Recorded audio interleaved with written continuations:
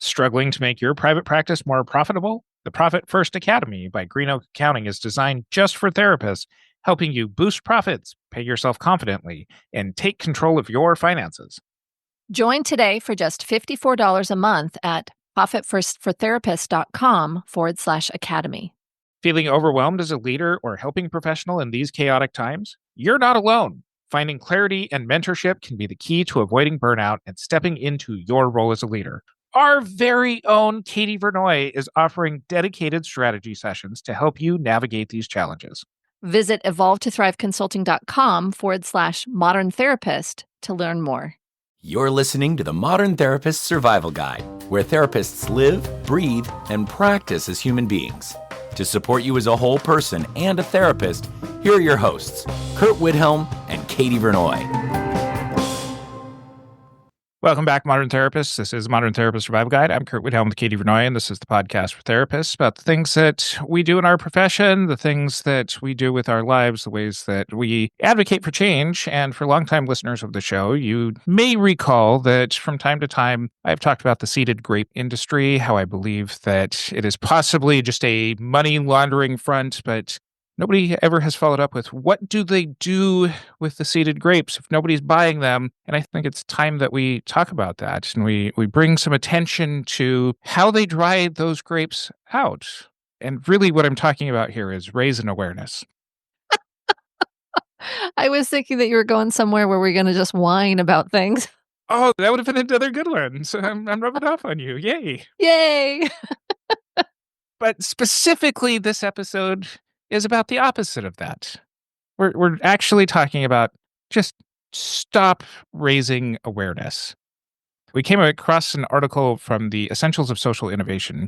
It's called Stop Raising Awareness Already by Christiano and Annie Niemand. We'll put a link to this in our show notes over at mtsgpodcast.com. This article is from spring 2017, but in the wake of just raising my hands and generally gesturing at the world around us, there's a lot of talk online about, hey, we should raise awareness about this. Somebody should do something. That somebody should be you. It should also be you. You know, it should be all of us. It should be all of us, but we want to go through this article a little bit, hit some of the major points, add in a couple of other really wonderful things, just as some other general ideas. But, I think in general, people, especially our audience, like to think that we're good at doing things. We have the potential to, but do we actually follow through on that kind of stuff? And I would like to maybe talk about the comedian Bill Burr here for just a moment. Katie's look is one of just reticent. I'm like, what's going on here? You did not prepare me for this part of the episode. Bill Burr has one of his comedies that he talks about how white people today tend to believe that they would have helped in the Underground Railroad, that they would have gone out of their way, they would have addressed this tragedy that happened in our history, they would have put their lives on the line in order to help fleeing slaves be able to escape. And in true Bill Burr fashion, he goes, "That's bullshit. You wouldn't have done that. You know how we know? You're not doing anything today. You're sitting on your couch and you're putting hashtag Black Lives Matter, but you're not actually out there doing things that would go and change some of the laws around the ways that systemic injustices are actually put in place." Now, some of you will say, I was out there marching in Black Lives Matter parades, and I have been posting stuff, but you just called me out on the posting thing. I marched, is kind of what I'm expecting somebody's reaction to be. And I will say, to what end? What did it accomplish? Because part of what this article talks about is that we need to create awareness that actually leads to action. Raising awareness can sometimes just end up being, hey, that's really nice. People are talking about Kony 2012, and, it's now 2025. Whatever happened with Kony? I don't even know what you're talking about. You don't know about Kony 2012? No. So Kony 2012 was about this guy who went to Africa and saw that this guy named Kony was militarizing children in order to kind of have this space that was anti-government, and this guy came back to America and made this campaign. We should interfere in Central African politics and get rid of Kony. There was this movie made, and then the guy ended up getting really stressed out and had like a public breakdown or something, and then it kind of fizzled out, and I don't know that anything ever ended up happening with Kony. So raising awareness about things is sometimes nice, but it's got to be something that actually leads to some kind of action. Yeah, I agree. We even point out sometimes Mental Health Awareness Month, Black History Month, Women's Health Month, Men's Health Month, whatever it might be. And at some points, all of the months start to overlap. And then what is it that we actually do with anything other than change our social media profiles to have, a little graphic over our profile picture? Yeah. My sense of awareness is that there are different types of awareness. There's the performative awareness, the hashtags, the things on our profile pictures, those types of things. And I have participated in those. And sometimes it's to show solidarity or try to show acceptance. And I think that can do something for my friends or the people who want to know that I'm kind of in their corner. But when you look deeper on what the goals of awareness are, that people will actually do something different, that laws will change, I think that's a much different kind of awareness. When we look at that, I did not have a chance to read the article in full disclosure, so I want to kind of come at this with more of a curious and questioning stance. Is there an assessment about what type of awareness might be helpful? Because I don't think we can actually do anything without awareness of a problem. Like the first step has to be an understanding and awareness of the problem. And so maybe that's down the road, but I think being able to understand, like we're not saying don't do any awareness. We're saying do awareness that works. And a lot of what we do isn't working. Is that kind of where we're starting from? That's the excellent point and transition us really well into what we do with this. And sometimes awareness campaigns can actually end up backfiring for a variety of reasons. Around 2012 or so, the CDC put out a How to Survive the Zombie Apocalypse campaign.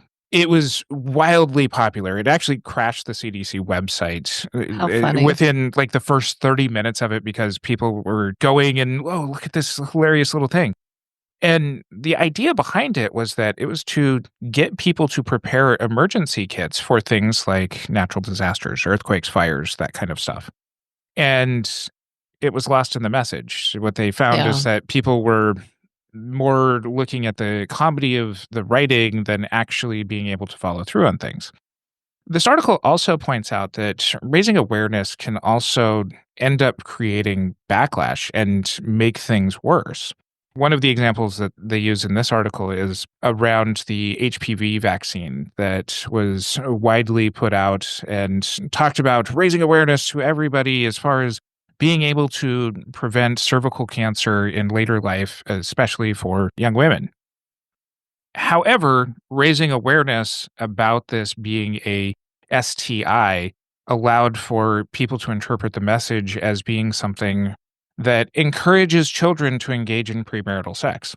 Oh, wow. So it ends up creating resistance by those people who can implement that as far as policy. And in retrospect, what they recognize that they should have done is not this huge, wide, public facing campaign, but educating pediatricians about it because they're the ones who could talk with their individual clients about things. Yeah. Yeah. I think that there's times when we have a message of some injustice or some important process or safety mechanism that we can put in place to make life better. And whether it is based on partisanship or quote unquote undue strain on industry or whatever it is, where there's backlash in that regard, or there's more of this kind of puritanical mindset around how it can be misinterpreted or what they think it's going to be, it becomes controversial and really quite hard to get anything accomplished. It becomes people screaming at each other across some divide. I think about, climate change and environmental things. And it is shocking to me that it has become controversial and a talking point and an argument. And so I hadn't thought about it that way, that awareness campaigns or awareness processes are what's bringing in some of this backlash, but I understand how that could be possible. Another way of looking at it is with Black Lives Matter. I think many people also point to the subsequent things like All Lives Matter and Blue Lives Matter that became antithetical and even against the Black Lives Matter message. But also in some states where laws got enacted that allowed for drivers of motor vehicles to be able to legally run over protesters who are on the streets blocking traffic. Mm, So sometimes greater awareness can actually end up creating the potential for harm. And that's why they recommend that you should target your audience as narrowly as possible. Be able to speak very specifically to the people that can actually do something with the message in a way that puts pressure on them. Now, where you were 5 minutes ago, as far as like, we need some awareness. Yes, we need awareness by enough people to change the ideas of the people who can actually make change. yeah. Private practice owners, do you feel like you're working hard but not seeing the profits you deserve? The Profit First Academy by Green Oak Accounting is here to change that. Designed exclusively for therapists, this program is built on the proven Profit First framework to help you take control of your finances and grow your business sustainably. With step-by-step coaching, live Q&As with Profit First expert Julie Harris, and direct access to accountants who specialize in private practice, you'll get everything you need to build a profitable, thriving practice. And the best part? It's just $54 a month with no long-term commitment. Sign up today at profitfirstfortherapists.com/academy. I like the idea around awareness campaigns to medical doctors, to pediatricians, to give them additional knowledge that they can talk with their patients about. I think when the targeted audience is legislators, it does seem like there's a few different audiences that you have to approach because legislators in and of themselves are impacted by their constituents have to be behind it. Like, it becomes more complicated when laws have to be enacted. Do you have a sense, or does this article talk about how to decide where that message needs to be put forward? Well, you and I have both done lobbying. Part of our training on this was think about whose office that you're in, how you're talking about the way that the problem is. And most importantly, when you're talking about the problem, tell the story of how it impacts people. Yeah. So when you and I were campaigning about something as specific as minors in California being able to amend their treatment records, being able to write 250 words if they disagreed with what was in their therapy notes, we would talk about it in some ways with some offices around the idea that yeah, minors should have some rights to be able to correct their record if they see fit without their parents' approval. This is what being in control and having action in your life would be. And in other cases, what we would talk about is stories around somebody's therapy notes records had a wrong diagnosis and it prevented them from being able to join the military. Mm, mhm. So we would very, very specifically craft the message to some very, very pro-military offices, and we would craft it much differently to offices that believed very much in individual rights. And there was some good success there. So I think it's something where it's if we're looking at the action steps, we haven't gone through them in order, but this is crafting a very specific message to a very specific audience, Yes. or a compelling message to a specific audience. That honestly is both easier and harder.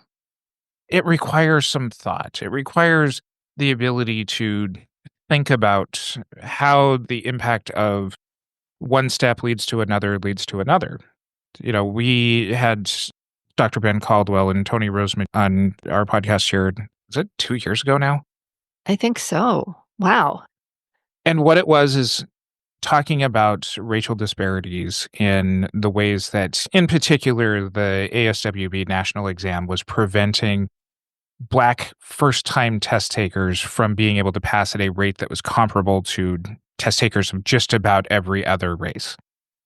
And Ben and Tony did the right thing. They got into platforms like ours, and it really helps that they're good friends of ours, and we're like, "Hey, come on the show anytime." But as we talk about that, that's where those kinds of podcasts of ours get sent to the people at I got a phone call one day from somebody at the Texas Psychological Board. So my caller ID is showing Texas Psychological Board, and anytime that you're dealing with a board, you see something like that, no matter what you've done, you get that little bit of panic, like, "Oh, no, what did I do?" I must have done something wrong. Yes. But it was somebody saying, "Hey, because you four talked about this, this got sent to us." And so it was taking that message and it was targeting it to somebody specifically. And not only are we looking at the ASWB, but you also mentioned the EPPP2, and that is something that we feel is also problematic in getting more mental health providers here. Can you come and talk to our town halls about this so that way we can get more legislators on board with we don't need these extra steps to getting licensed right now? You're smiling. Yeah, no, I just think it's great when we actually can make a difference. It feels really good. I know on the flip side, we went to DC for a number of years to work on Medicare, and that actually came through, but it took so many visits. It took so many targeted conversations with legislators and a groundswell from MFTs and LPCCs across the country to say, hey, this does matter. And so it's exciting when it works and it takes a lot of effort. And I always like to caveat when we talk about social justice and advocacy, you also have to look at your own bandwidth and how best to use your efforts because it can be exhausting even when you're doing it effectively. And that's one of the last major ideas around how to effectively create change is develop a theory of change. The Political Action Committee, the organization that Katie and I have both been involved with for years, California Association of Marriage and Family Therapists, they strategically look at some years we have specific legislation that we need to push through. There are changes that need to be made. We need a seat at the table. And there are other years where their theory of change is we have a legislature in California that's half brand new people who've never held office at this level before. And this is a year that we need to focus our efforts on going in and talking to staff of the legislatures about what marriage and family therapists actually do, that it's more than just couples counseling. It's raising awareness, but it's following the steps around. We know that these people have no idea what we do. They're people in positions who can effectively help us later on.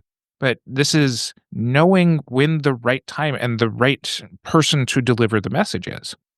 The idea around the Rosa Parks story and the Montgomery bus boycott is an example of this. She wasn't the first person to get arrested for refusing to give up her seat.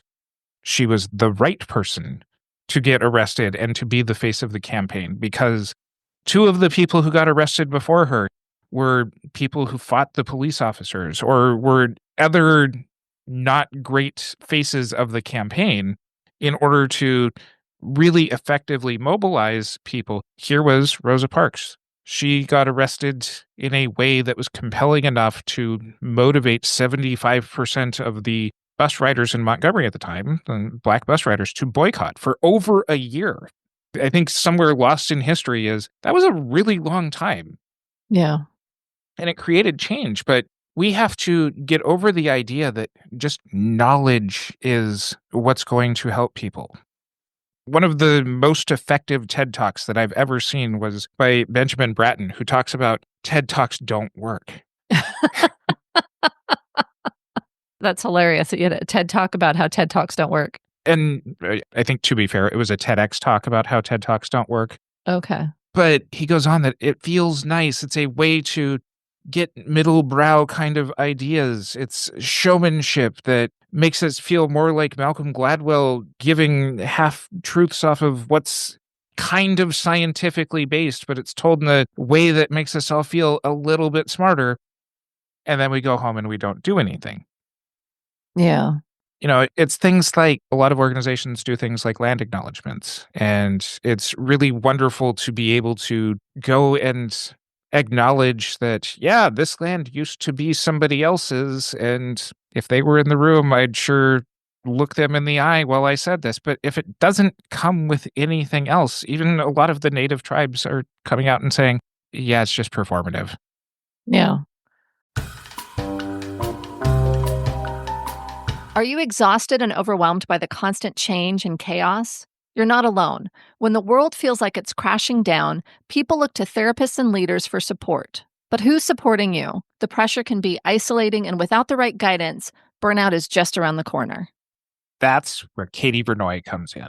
With years of experience mentoring leaders and helping professionals, she's offering dedicated strategy sessions to help you find clarity, confidence, and a clear path forward. Whether you're struggling with burnout, career decisions, crisis management, or even navigating the ever-changing landscape of mental health care, Katie will help you create a plan that works for you. Don't go through this alone. Visit evolvetothrivconsulting.com/modern therapist to learn more. So we're going to talk to our audience here, people who are therapists, people who are listening to us, people who like these ideas, and people who are hopefully a little bit more motivated right now. Number one, if you're doing land acknowledgements, if you're part of an organization that does it, do like 2 extra steps. Find out organizations that actually are run by or support the tribes or the nations, the people that you're acknowledging. Seek out those organizations and put a donation link in whatever meeting that you're in and say, these are the people that we should be supporting. Yeah. Yeah. It's a really interesting idea. I like that idea. So we've been talking a little round in circles, so I want to make sure that we actually get these 4 action steps. And you were just talking about the first one, create awareness that actually leads to action. Yes. Okay. So awareness, hey, we can call out performative stuff all the time. We're all wonderful at being able to be snarky about things. There's lots of things in the news that we can react to minute by minute, and it changes things. And for full transparency, we're recording this on January 23rd, 2025, and I'm going to remind Katie, do you remember the Cybertruck that was outside the Las Vegas hotel and had the fireworks in it and exploded? That was this year. That's how Oh much my the God. news cycle has This gone is the through things. longest January in my life. And Katie and I have dealt with wildfires in Southern California and Inauguration and inauguration tons and of executive actions and yeah. yes. And so there are lots of things that can really end up being things that you can react to and react to and react to. Create awareness that can actually lead to action. And Yeah. it's don't necessarily be reactionary, be actionary. Well, and I think that the thing that's been very apparent this month is that there's so much to be aware of, and there's so many different really valuable causes and things that need to change. And I speak again to exhaustion and maybe because it's, January 45th or whatever it is. But when we talk about things that are important to us, oftentimes we're talking to people who already are aware, who already agree. We get the thumbs ups and the loves and the likes and the care emojis. And I worry, and I think this, we were talking about this before we hit record, Curt, but I think that it becomes very easy to become complacent because we've engaged in a conversation about it. And yet there's not anything that we've actually done. We're talking to people who agree with us. We're not changing anyone's mind. And we're all just saying, yeah, this sucks. And I wish it wasn't this way. And somebody should do something, right? And it doesn't actually get stuff done.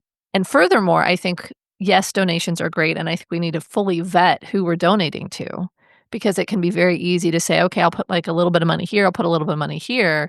And not necessarily understand, is it going somewhere? So that's a whole other conversation. But I think creating systemic changes, creating even, smaller systems like community changes or personal changes and how you operate can be so helpful to the larger picture. It needs to actually be something that's moving the needle, even if it's just a tiny bit, versus feeling good that you've said something and people have liked your post.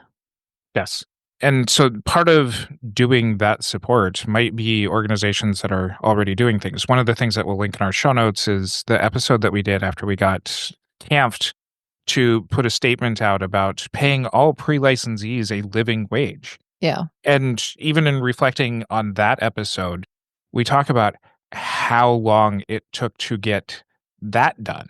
But that is something that has directed Camped as an organization to formulate how they go about lobbying things. And they can point to, we have been advocating for this for 8 years now. Yeah. Yeah. So the second step is target audience as narrowly as possible. So this is targeting the people who can actually effectively create change. Now, your representative might be somebody who is from a party that you don't vote for. So they might not listen to you, but you might want to then create a very, very specific campaign to convince voters in that district to put the pressure on that representative. And that has worked. And again, it takes time and it takes repeated effort to be able to get that message over and over there. If you're getting people from other congressional districts, it's nice to pad numbers, but if they're not voters, they're not going to do anything. Well, and then that leads to the next step, which is making sure that you have a compelling message with clear calls to action. Because even if you get folks excited about something, if they don't know what to do with that, it's not going to get anywhere. And so this is a skill set. It's what we were talking about before, determining what these folks want to hear, what's going to move the needle for them, what's going to create that awareness for them. And it could be a large scale, campaign that goes across a community or across a large, organization, or it could be a message that you say to one person who has an impact. And the last step is developing a theory of change. And part of this is acknowledging that many of these things are going to be multi-step, that there are going to be slower actions than you want. Hey, I called my congressional person. They didn't change their vote. Call again. Get your friends to call. Get your family to call. Yeah. We would love to hear your thoughts on this episode. We would love to have you follow us on our social media, engage with us on our social media, so that way we know what's important to you, and you can follow us on any of those. We'll link to those in our show notes over at mtsgpodcast.com. Join us in our Facebook group, the Modern Therapist Group.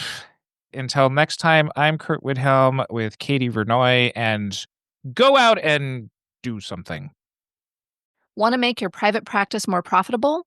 Join the Profit First Academy for just $54 a month and start taking control of your finances today. Visit profitfirstfortherapists.com/academy to sign up. Need guidance in these challenging times? Katie Vernoy is offering special strategy sessions to help you navigate your career. Don't go it alone. Get the support you need. Learn more at evolvetothriveconsulting.com/modern therapist. Thank you for listening to the Modern Therapist Survival Guide. Learn more about who we are and what we do at mtsgpodcast.com. You can also join us on Facebook and Twitter. And please don't forget to subscribe so you don't miss any of our episodes.